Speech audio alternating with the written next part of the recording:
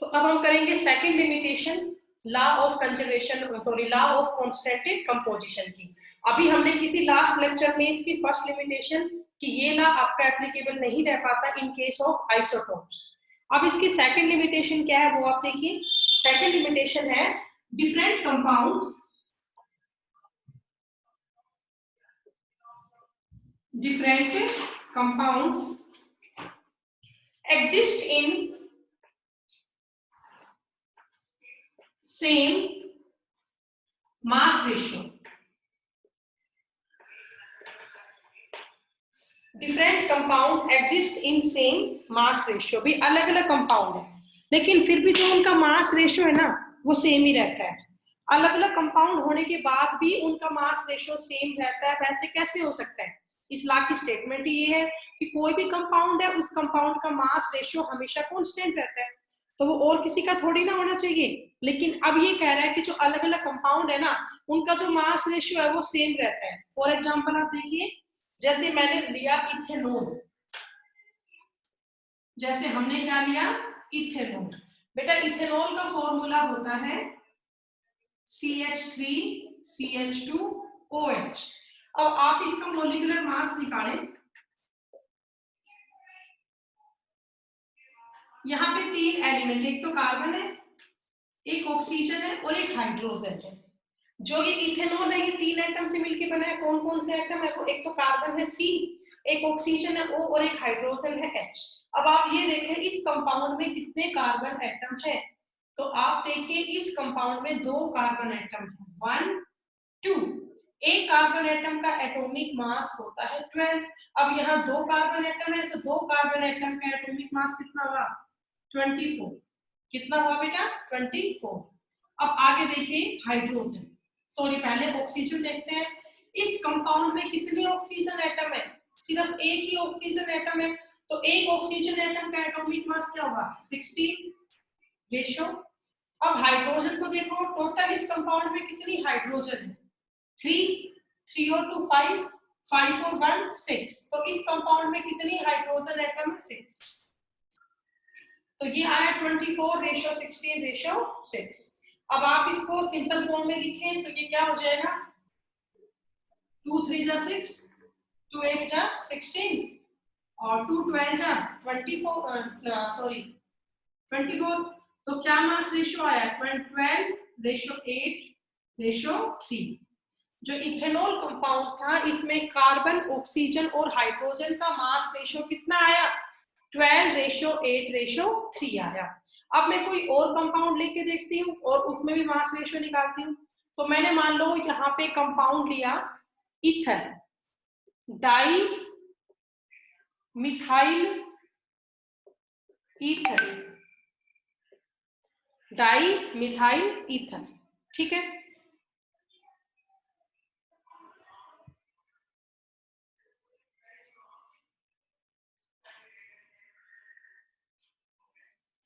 Di methyl ether. अब ये di methyl ether क्या होता है? ROR। बेटा आपको इस बार पढ़ाएंगे, ईथर भी एक फंक्शनल ग्रुप है, डाई मिथाइल ईथर। इसका फॉर्मूला होता है ये CH3OCH3। ये फॉर्मूला है डाई मिथाइल ईथर का, CH3OCH3। तो अब जो ये कंपाउंड है डाई मिथाइल ईथर का, इसमें आप मास रेशियो निकालो कार्बन का, ऑक्सीजन का और हाइड्रोजन का, C ratio O ratio H। ये हो गया। तो अब आप बताओ इस कंपाउंड में टोटल कितने कार्बन एटम है? 1 2। एक कार्बन का एटॉमिक मास हुआ 12, तो दो मोल का क्या हो गया? 24। अब देखो O एटम इसमें कितना है? एक ही है, तो O एटम के लिए क्या हो जाएगा बोलो? 16 रेशो। H एटम कितनी है टोटल? 3 तो यहाँ पे है और टोटल 3 H एटम यहाँ पे है, तो कितना हो गया? H का एटॉमिक मास 1 होता है, तो 6 हाइड्रोजन एटम का एटॉमिक मास क्या हो गया? 6 ही हो गया। अब आप इसका मास रेशियो निकालो, सेम आएगा, 2 12 जा 24, 2 8 जा 16, 2 3 जा 6, 12 रेशो 8 रेशो 3। अब आपने क्या देखा कि जो दोनों कंपाउंड है इन दोनों कंपाउंड में अलग अलग कंपाउंड अलग अलग है, लेकिन कंपाउंड अलग होने के बावजूद भी जो इनमें एलिमेंट का मास रेशियो आया वो सेम है। ठीक है, तो ऐसा कैसे हो सकता है? अलग अलग कंपाउंड का भी सेम मास रेशो आ रहा है, अलग अलग कंपाउंड का मास रेशो भी जो है आपका वो सेम है। ठीक है, तो यही किसकी लिमिटेशन है? It is the limitation of law of constant proportion, कि एक तो ये आपका एप्लीकेबल नहीं होता आइसोटोप के केस में, और सेकंड ये आपका एप्लीकेबल नहीं होता इन केस ऑफ, बताओ भी सेकंड किस केस में एप्लीकेबल नहीं होता? In case of some compounds which are different compound but their mass ratio is same। ठीक है,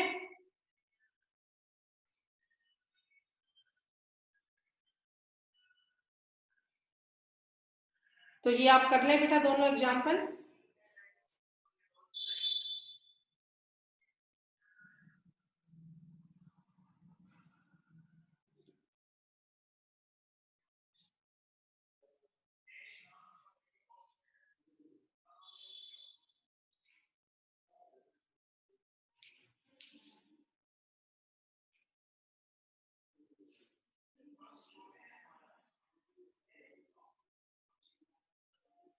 हो गया होगा आपका। ये Himanshu Yadav raised hand, 1 minute बेटा। हिमांशु बोलो बेटा। मैम इथर क्या होता है? बेटा एक फंक्शनल ग्रुप है, इस पर आपको जब ऑर्गेनिक शुरू करें चैप्टर नंबर 12 में तो वहां ये सब पढ़ाया जाए। ये एक फंक्शनल ग्रुप है, ठीक है। हाँ भी हो गया ये टॉपिक, अब इसका न्यूमेरिकल और कर लेते हैं। किसी का नहीं हुआ तो स्क्रीनशॉट ले लो, फिर मैं इसको रब करती हूँ।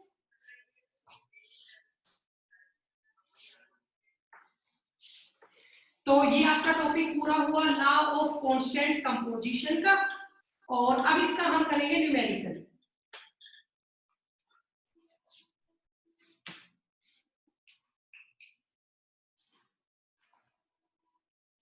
तो अब इसका न्यूमेरिकल क्या है वो देखिए। क्वेश्चन है copper oxide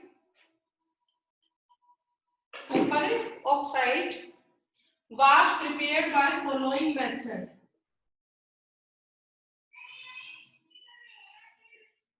Copper oxide was prepared by following method।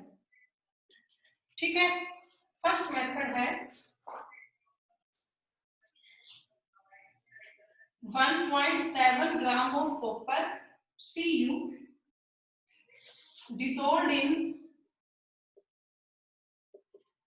dissolved in nitric acid, dissolved in HNO3 and igniting the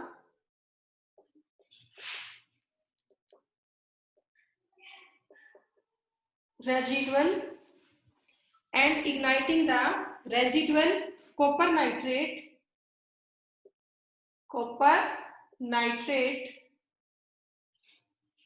yielding, ये Y है बेटा, yield है, yielding 2.19 gram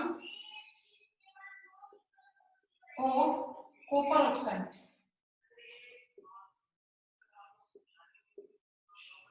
2.19 gram of copper oxide. ठीक है, ये फर्स्ट केस में prepare किया गया इस मेथड से copper oxide.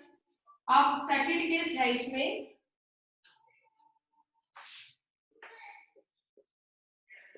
In second case में है 1.14 gram of metal, 1.14 gram of metal dissolved in HNO3 by adding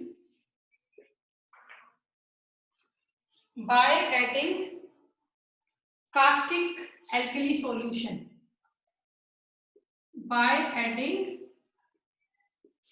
caustic alkali solution, and yield of copper oxide is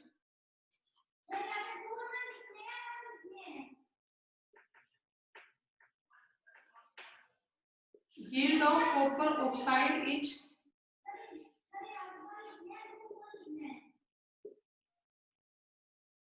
1.43 ग्राम। ठीक है, तो देखो बेटा, देख के तो लग रहा होगा आपको इतना बड़ा न्यूमेरिकल है, क्या है ये, बट है ये बड़ा आसान। और इसमें एक थर्ड केस भी है, देखिए थर्ड केस में क्या है, इनमें third case 1.45 gram of copper when strongly heated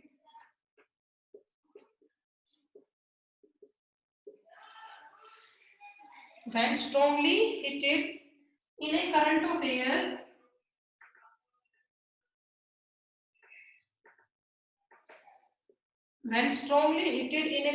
air yielded 1.83 gram of copper oxide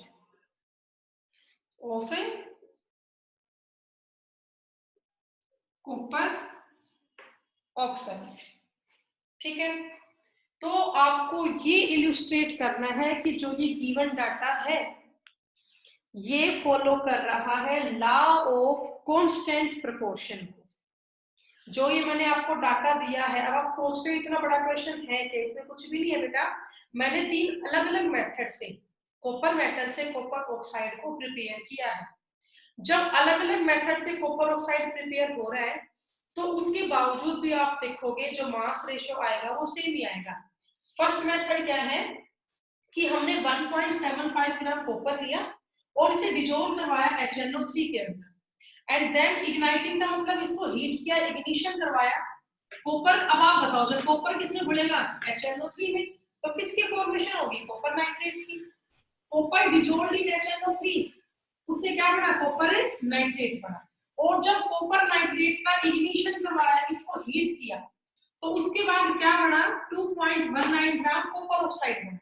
ये 3 अलग अलग मेथड्स है कॉपर ऑक्साइड को प्रिपेयर करने की। फर्स्ट मेथड क्या है कि हमने कॉपर ऑक्साइड को प्रिपेयर किया है इग्निशन करवा के कॉपर मेटल का, ठीक है। अब बेटा सेकंड मेथड क्या है, सेकंड केस में क्या है, हमने 1.14 ग्राम मेटल ली और उसे डिजोल्व करवाया HNO3 के अंदर। उसके बाद इसमें तो इग्निशन किया गया था कॉपर नाइट्रेट का, बट जब कॉपर को हमने यहाँ HNO3 में डिजोल्व किया, उसके बाद उसमें कास्टिक एल्कली सॉल्यूशन ऐड किया था। उसमें क्या ऐड किया, कास्टिक एल्कली सॉल्यूशन, और उससे आपका प्रिपेयर हुआ कॉपर ऑक्साइड कितना, 1.43। उससे कॉपर ऑक्साइड प्रिपेयर हुआ, कितना प्रिपेयर हुआ, 1.43 ग्राम। और थर्ड मेथड क्या है, थर्ड केस में हमने क्या किया, 1.45 ग्राम कॉपर लिया और इसको स्ट्रॉन्गली हीटेड किया प्रेजेंस ऑफ एयर हीटर, तो उसी से 1.83 ग्राम क्या बन गया, कॉपर ऑक्साइड बन गया। ठीक है, अब तुम्हें क्या करना है इस क्वेश्चन में, बहुत ही आसान है इसको इलस्ट्रेट करना, तो वो आप देखिए। तीनों केस में हमें प्रूफ करना है कि जो कॉपर मेटल का मास है वो सेम ही आएगा, आप देखना। तो मैं सबसे पहले क्या करूं, फर्स्ट डाटा को डिलीट कर देती हूँ। 1.75 ग्राम कॉपर है, ठीक है ना, और 2.19 ग्राम कॉपर ऑक्साइड बन रहा है, तो आप इसको ध्यान रखना, मैं ये पोर्शन रख कर देती हूँ। आप देखिए बेटा, फर्स्ट केस क्या था, सॉल्यूशन का कार्य में इसका फर्स्ट केस में आप इसका सॉल्यूशन देखो। फर्स्ट केस में कितना बन रहा था कॉपर ऑक्साइड, 2.19 ग्राम, तो 2.19 ग्राम ऑफ कॉपर ऑक्साइड, ठीक है, 2.19 ग्राम था कॉपर ऑक्साइड का, ये बढ़ रहा था फॉर्म्ड बाय, तो ये किससे बना था, 1.75 ग्राम ऑफ कॉपर।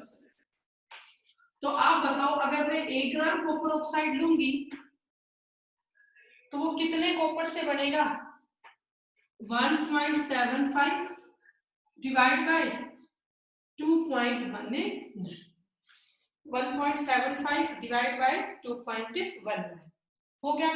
ये फर्स्ट केस हमने लिया, 1.75 डिवाइड बाय 2.19।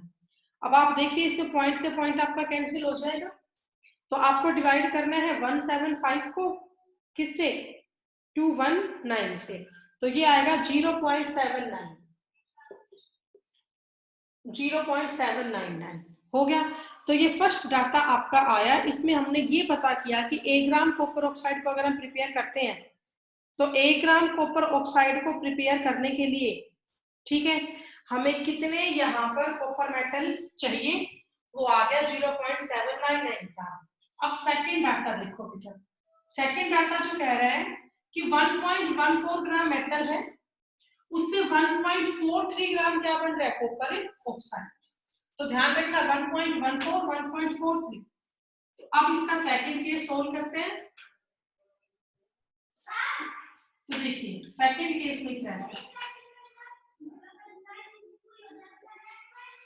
सेकंड केस आपका कह रहा है कि 1.43 gram copper oxide, 1.43 gram copper oxide ये फॉर्म हुआ है बाय कितने ग्राम कॉपर से बेटा, 1.14 ग्राम कॉपर से। तो 1 ग्राम कितने से प्रिपेयर होगा, तो 1.14 डिवाइड बाय 1.43, 1.14 डिवाइड बाय 1.43। आप इसको फिर से सोल्व करें, पॉइंट से पॉइंट तो कैंसिल हो ही जाएगा। तो ये फिर से आएगा 0.79 हो गया। अब देखो इसका थर्ड मेथड, थर्ड केस में क्या है, 1.45 ग्राम कॉपर है, उससे 1.83 ग्राम बन रहा है कॉपर ऑक्साइड। तो इसको देखिए थर्ड केस को,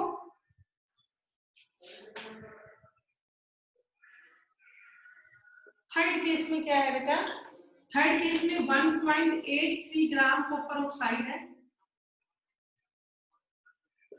फॉर्म्ड बाय,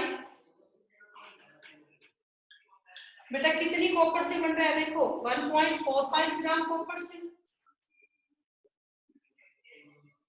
तो 1 ग्राम कितने से बनेगा, 1.45 डिवाइड बाय 1.83, फिर से पॉइंट कैंसिल हो गया, देन आपका अगेन सेम आंसर आएगा 0.79। कहने का मतलब ये है, चाहे तुम किसी भी मेथड से कॉपर मेटल से कॉपर ऑक्साइड बना लो, हमेशा 1 ग्राम कॉपर ऑक्साइड बनाने के लिए कितना कॉपर चाहिए, 0.79 ग्राम कॉपर चाहिए। अगर हमें 1 ग्राम कॉपर ऑक्साइड प्रिपेयर करना है तो 1 ग्राम कॉपर ऑक्साइड बनाने के लिए हमेशा हमें 0.79 ग्राम कॉपर चाहिए। मतलब कॉपर ऑक्साइड बनाने के लिए कॉपर मेटल से उसका मास क्या हो गया, फिक्स हो गया। यही तो आपका होता है क्या, बताओ भाई, यही आपका क्या होता है, लॉ ऑफ डेफिनेट प्रोपोर्शन होता है कि हर केस में डाटा जो आपने दिया उसको हमने सोल्व किया तो हर केस में आंसर हमारा सेम आया। मतलब जो ये डाटा है ये फॉलो कर रहे हैं किसको, लॉ ऑफ कांस्टेंट कंपोजिशन को। This data follow the law of constant composition. ठीक है, तो एक बार आप इस क्वेश्चन को नोट कर लो, और कहीं आपको कोई डाउट है तो मुझे पूछ लो एक बार। Please raise your hand if you have any doubt.